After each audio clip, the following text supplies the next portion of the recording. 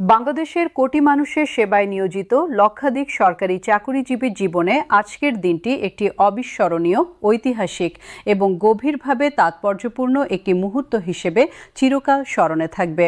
এই দেশের সরকারি কর্মচারীরা দীর্ঘ কয়েক বছর ধরে যে দাবি নিয়ে আন্দোলন করেছেন, যে প্রত্যাশা নিয়ে প্রতিটি সকাল শুরু করেছেন, যে অপেক্ষায় দিনের পর দিন কাটিয়ে দিয়েছেন এবং যে ন্যায্য অধিকারের জন্য বারবার কণ্ঠ উঁচু করেছেন, আজ সেই দীর্ঘ ও কষ্টের প্রতীক্ষার পরিসমাপ্তি ঘটল।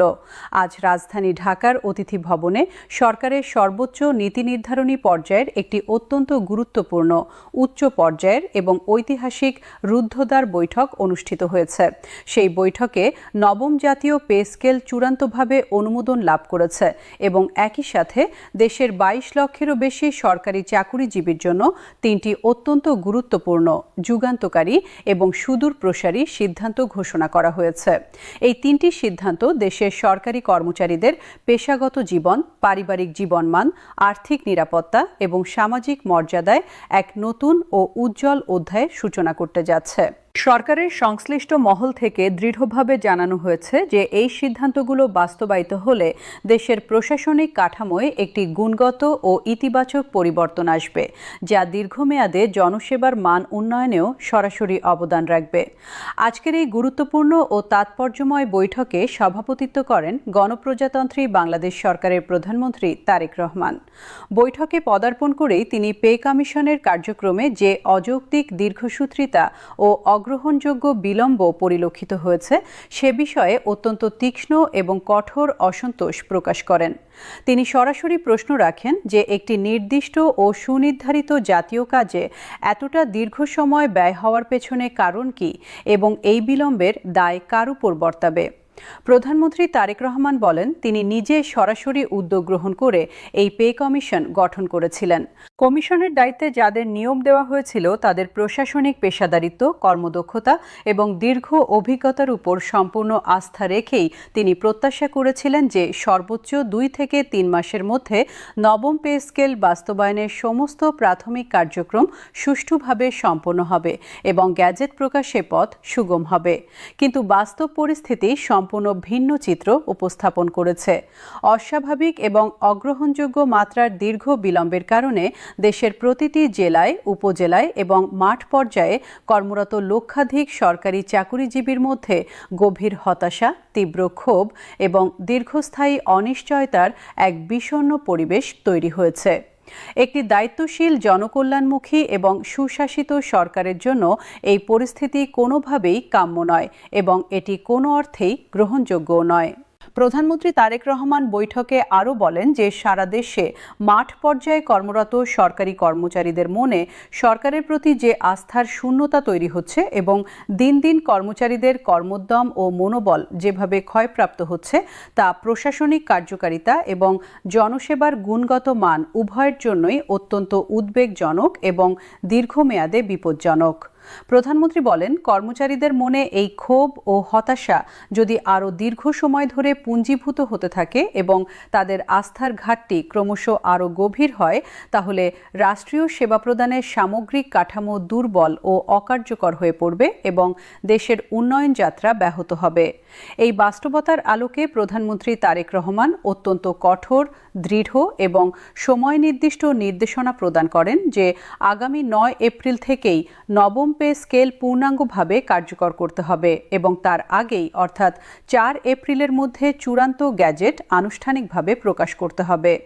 প্রধানমন্ত্রীর এই সুস্পষ্ট ও অপরিহার্য নির্দেশনা বৈঠকে উপস্থিত সকলের কাছে একটি অকপট বার্তা পৌঁছে দেয় যে এই বিষয়ে আর এক মুহূর্ত বিলম্ব বা শিথিলতা সহ্য করা হবে না। প্রধানমন্ত্রীর এই কঠোর ও জরুরি নির্দেশনার প্রেক্ষিতে বৈঠকে উপস্থিত অর্থ মন্ত্রণালয়ের দায়িত্বশীল মন্ত্রী জনাব আমির খসরু মাহমুদ চৌধুরী কোনো দ্বিধা ছাড়াই তাৎক্ষণিকভাবে প্রধানমন্ত্রীর সাথে সম্পূর্ণ ঐকমত্য প্রকাশ করেন। তিনি বলেন, প্রধানমন্ত্রী তারেক রহমান নবম পে স্কেল ৯ এপ্রিলের মধ্যে পূর্ণাঙ্গভাবে কার্যকর করার যে অটল সংকল্প ব্যক্ত করেছেন তা এই মুহূর্তে জাতীয় অগ্রাধিকারের সর্বোচ্চ পর্যায়ে উঠে এসেছে। সরকারি কর্মচারীদের মধ্যে বেতন বৃদ্ধির বিষয়ে দীর্ঘদিন ধরে যে সংশয়, অনিশ্চয়তা এবং বিভিন্নমুখী গুজবের পরিবেশ তৈরি হয়েছে তা এখনই সম্পূর্ণরূপে দূর করা অপরিহার্য। তাই গ্যাজেট প্রকাশ করা এখন সম্পূর্ণ বাধ্যতামূলক এবং এ বিষয়ে পেছনে ফিরে তাকানোর আর কোনো সুযোগ নেই। অর্থমন্ত্রী আরও সুস্পষ্টভাবে নিশ্চিত করেন যে সংশ্লিষ্ট সকল দাপ্তরিক কার্যক্রম, প্রয়োজনীয় হিসাব নিকাশ, আইনি প্রক্রিয়া এবং প্রশাসনিক প্রস্তুতি ইতিমধ্যে সম্পন্ন হয়েছে। তাই আগামী ৯ এপ্রিলের মধ্যে পূর্ণাঙ্গ গ্যাজেট প্রকাশ করা সরকারের পক্ষে সম্পূর্ণ সম্ভব এবং সেই লক্ষ্য অর্জনে অর্থ মন্ত্রণালয় পুরোপুরি প্রস্তুত রয়েছে। আজকের এই অত্যন্ত গুরুত্বপূর্ণ বৈঠকে সরকারের বিভিন্ন মন্ত্রণালয় ও বিভাগের শীর্ষ পর্যায় থেকে আগত প্রায় ৭০ জন জ্যেষ্ঠ সচিব একযোগে উপস্থিত ছিলেন।